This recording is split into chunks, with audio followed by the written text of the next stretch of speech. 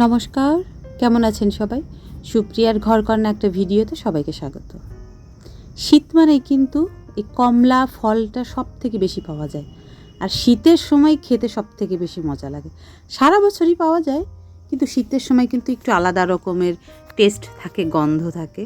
বাড়িতে অনুষ্ঠান হয়েছে বিধায় ফলের ছড়াছড়ি যতটা পারছি, যারা আসছিল সবাইকে দিয়ে দিছি, আর কিছুটা আছে।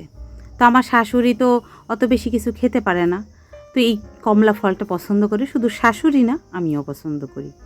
সকালের খাওয়া দাওয়া হয়ে গেছে আমাদের। আমি মাকে একটু ফল ছুলে দিচ্ছি, হাতে না দিলে উনি কিছুই খাবে না। স্যার অনেক ব্যঙ্গ করতেছিল কালকে যে এগুলো আমার খেতে নাকি একদিন লাগবে। আসলে কিন্তু সত্যি কথা, আমি খেতে এটা খুবই পছন্দ করি।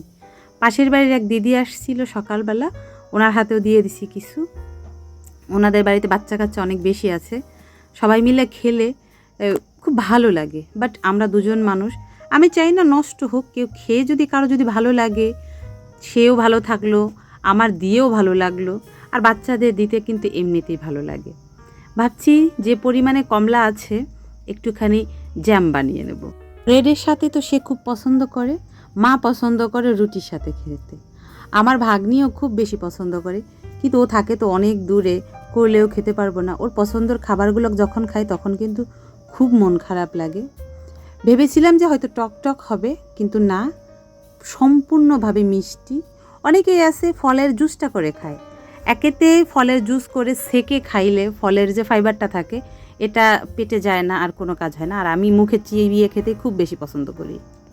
আমি তো আগের দিনই বললাম যে আমাদের বাড়িতে একটু কাজ, কিন্তু আমি কাজের দিনে একটুও ভিডিও করতে পারি নাই, কারণ একা হাতে করতে হয়েছে সব কিছু। আর তারপরে সব থেকে বড় ব্যাপারটা ছিল যে ভিডিওটা তো আমিই করি, তো কোনোভাবে এটা সম্ভব হচ্ছিল না যে সব কাজ করে এরপরে ভিডিওটা করা। তার জন্য আমি টোটালি বাদ দিছি ভিডিওটা করা। যাই হোক, খুব ভালোভাবেই হয়ে গেছে। আজকে একেবারেই আমার রান্নাবান্না থেকে ছুটি। হঠাৎ করে হয়েছে বিদায় অনেকেই না আসতে পারে, তাদের আগে থেকে হয়তো কোনো প্ল্যান ছিল, তার জন্য তো অনেক রান্নাবান্না বেঁচে গেছে। সবজি, ডাল, ভাজি, সব পোলাও, তো সেটা দিয়েই অনেক ধরনের আইটেম হয়েছিল, প্রায় 10 আইটেম।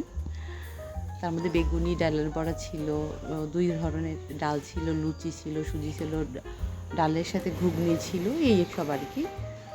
যাই হোক, খুব ভালোভাবে হয়েছে, কিন্তু আমার অবস্থা খারাপ হয়ে গেছে। আগের দিন রাত 2টা পর্যন্ত আমি কাজ করছি, আবার ভোরবেলা উঠে সব কিছু করছি, আবার আজকেও সব কিছু করতেছি, ধোয়া ধাই তো সব আছেই।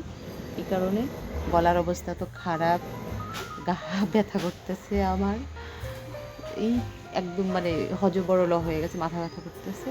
সকালে কিছু রান্না করি নেই, তো এখন শুধু খাবারগুলো গরম করব, ব্যাস মাকে খেতে দেবো। এত সময় আমি একটু রেস্ট নিয়েছিলাম, সব কিছু ধুয়ে দিছি। আর একটা প্লাস পয়েন্ট হচ্ছে, কিছু আমি যদি ধুয়ে নেড়ে দিই, সেটা আমার শাশুড়ি উল্টে পাল্টে সেটাকে শুকিয়ে ঘরে নেবে। অনেক কিছু ধুয়ে দিয়েছিলাম।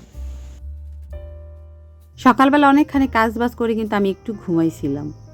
আসলে শরীরটা অনেক বেশি ক্লান্ত লাগতেছিল, তো শুইছি, কখন যেন ঘুমিয়ে গেছি। এখন উঠছি, মা পুজো দিছে, মায়ের ওইখান থেকে আমাকে ফল দিছে, আমি সেটা বসে বসে খাচ্ছি। তো স্যার আর মায়ের খাওয়া দাওয়া হয়ে গেছে, আমি একটু দেরি করেই খেলাম। সকালে উল্টাপাল্টা খেয়েছি, খিদা বেশি লাগে নাই। তো আমি দুপুরের খাবারটা এইভাবে গরম করে নিয়েছি, ভাত উপরে সবজি দিছি, বললাম যে ভাত আছে। তো আজকে হচ্ছে ঘর ভরা সব জায়গায় বাসন কোসন, কারণ কালকে যে অনুষ্ঠান গেছে আমি এখনও কিছু তুলতে পারি নাই। আজকে কিছু ধুইছি, কালকে যতটা পারছি ধুয়ে নিছি। স্যারে বলতেছে সে একটু মিষ্টি খাবে, মিষ্টিও তো আছে, কালকে হয়েছিল সুজির হালুয়া, লুচি, সেটা ঠাকুরকে ভোগ দেওয়া হয়েছিল, সেখানে রয়েছে পঞ্চ মিষ্টি, পঞ্চফল তো আছেই, সেইখান থেকে ওকে একটু দিচ্ছি। ও আবার দুপুরে খাওয়া দাওয়ার পরে একটু মিষ্টি খেতে খুবই পছন্দ করে। গেছিলাম একটু বাহিরে, স্যারের একটু কাজ ছিল, তার জন্য নিয়ে গেছিল, এইমাত্র আসলাম। আজকে এতটাই ঠান্ডা পড়ছে, সকালবেলা না সূর্যি মামার দেখাই হয় নাই, অতটা বেশি রান্না করে যেতে পারি নাই। কিছুটা রান্না আছে, একটুখানি ভাত বসাবো এখন, তারপর আমি আর মা খাবো, স্যারও আসবে, এসে খাবে। কমলা না আমার খুব পছন্দ। আমি বেসিক্যালি সিজনারি ফল খেতে সব থেকে বেশি পছন্দ করি, কিন্তু কমলা আমি 12 মাসই খেতে পারি। এখন শীতের সিজন, আমার কাছে এখন যে শীতের যে ফলগুলো এটা খেতে ভালো লাগে। এখন কিন্তু আম দিলে আমি পছন্দ করবো না, খাবো কি না সেটাও সন্দেহ। আমি আম পছন্দ করি কিন্তু আমের সিজনে। ইউটিউবে আমার কিছু লক্ষ্মীবন্ত আপু এবং দিদিভাইরা আছে, তারা খুব পরিমাণে টাকা সঞ্চয় করতে পারে। তাদের ভিডিওগুলো দেখলে না আমার নিজেকেই না খুব খারাপ মনে হয়। আমি না একদমই টাকা জমাতে পারি না, কারণ হচ্ছে সংসারে কত কী প্রয়োজন, আবার একটু একটু শক্ত আছে। ভাই বড় শক্ত কোনো দিনই পূর্ণ হবে না, কারণ স্বপ্ন দেখি সুইজারল্যান্ড যাওয়ার, সেটা তো কোনো দিন পারবো না। এই ছোটোখাটো যেটুক আছে সেটুক পূরণ করতেই ভালো লাগে, যেটা প্রয়োজন সেটা নেই। একটু সাজগোজ করতে পছন্দ করি, টুকিটাকি একটু সাজগোজের জিনিস কিনি। একটা সময় তো আমি এত বেশি সাজুগুজু করতাম, এর মধ্যে সবথেকে ফেভারিট হচ্ছে লিপস্টিক এবং কাজল। তো এটাও যদি না কিনি ভাই, তাহলে মরে গিয়ে এত হিসাব করে কি করব বলেন। আমি একদমই আমার মায়ের ঘরে লক্ষ্মীমন্ত মেয়ে হতে পারিনি, আর শ্বশুরবাড়ি এসে তো হতে পারলামই না। সেদিন বড় বলতেছে, আমি বললাম কেন গো, যেটুক আছে এটুকুই আমি যথেষ্ট। কয়েকটা জিনিস কিনছি, শখও বলতে পারেন প্রয়োজনও। এই সাইজের বাটিগুলো একদমই নাই। আমার শ্বশুরবাড়িতে আমি যখন আসছি, আমার শাশুড়ির শখের জিনিস বলতে না কিছুই ছিল না, ওই শুধুমাত্র স্টিলের কয়েকটা থালা বাসন। একটু একটু করে আমি সবগুলো কিনছি। এর কারণ হচ্ছে আমি আমার মায়ের মেয়ে। আমার মা প্রচণ্ড পরিমাণে একজন শৌখিন মানুষ, অনেক বেশি ঘর গোছাতে পছন্দ করে টুকিটাকি। বাপের বাড়ি বসে তো যতটা পারছি করছি, নিজের শখ সেখানে মিটিয়ে আসছি। এখানে আসার পরেও আমার শাশুড়ি এগুলোকে সাথে একদমই অভ্যস্ত না, কিন্তু এই যে আস্তে আস্তে যে করতেছি, ওনারও ভালো লাগা সৃষ্টি হয়েছে, উনিও এখন এসব ভালোবাসে। আমি যেটা খেয়াল করলাম, যেহেতু একজন সাপোর্ট করে তার জন্য আর তেমন ব্যাপার না। আর বরমশাই, সে তুমি 10,000 টাকা যদি গিলে খেয়েও ফেলো, তারপরও সে কখনো বলবে না। আর সে সব থেকে বেশি ভালো জানে আমি কখনো ফালতু কোনো কিছু খরচ করি না। ফালতু বলতে কি, আমি কখনো কি টাকা রাস্তায় ফেলে দিয়ে আসবো বলেন? অবশ্যই সংসারের প্রয়োজনেই ব্যবহার করব।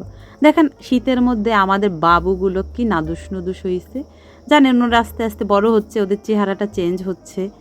একদমই ভালো লাগতেছে না, কারণ বড় হলে না চলে যাবে দূরে। সকালে তো বললামই যে শীতের সময় কমলা লেবু খেতে অনেক ভালো লাগে, কিন্তু এ সময় না এই আলুও ওঠে। এটাও কিন্তু চমৎকার লাগে যেভাবে রান্না করা হোক, নতুন আলুর ভর্তা যাই হোক। আমি বলছিলাম কিছু ছোট ছোট আলু আনতে, তো বড় আলু আর ছোট আলু মিক্সড করে নিয়ে আসছে। আমি এই নতুন আলু দিয়ে দম সব থেকে বেশি ভালো খাই। কয়েকদিনই থাকে, কয়েকদিনই ভালো লাগে শীতের মধ্যে, যেটা আমাদের বাড়িতে হতো। আর হতো এই নতুন আলু কই মাছ দিয়ে তরকারি। তাই ঘরে যেহেতু কই মাছ আছে, তো আমি ভাবলাম ঠিক আছে একটুখানি তরকারি করে ফেলাই। একেবারে গ্রামে যেভাবে করে সেভাবেই করব। দেখেন আমার কাছে খাওয়াটা অন্যরকমভাবে আমি গ্রহণ করি, সেটাকে অনেক রংচঙে করাটা আমার কাছে একদমই ভালো লাগে না। যে তরকারি খাচ্ছি বা শাক খাচ্ছি তার ফ্লেভারটা থাকাটা দরকার। আমি সিম্পলভাবেই রান্না করি। তেলের মধ্যে জিরা দিছিলাম, আদা আর কাঁচামরিচ বেটে দিছিলাম, তারপর আলুটা ভালো করে ওই মশলার সাথে মেখে নিছি, তারপর ঝোল দিছি, লবণ হলুদ দিছি, ফুটে উঠছে ঝোল যখন তখন দিয়ে দিই কই মাছগুলো। ব্যাস, নামানোর আগে একটু জিরা আর ধনিয়া বাটা দিয়ে নামিয়ে নেব। এখনই অনেক সুন্দর গন্ধ বেরোইছে, আর কি চাই বলুন। চলুন তাহলে ভিডিওটা আজকের মতো এখানেই শেষ করছি। যদি ভালো লেগে থাকে তাহলে অবশ্যই একটা লাইক করে দেবেন, আর ভিডিও সম্পর্কে কিছু জানার থাকলে অবশ্যই কমেন্ট করে জানাবেন। সবাই সুস্থ থাকবেন, ভালো থাকবেন, দেখা হবে পরবর্তী আরও একটা ভিডিওতে।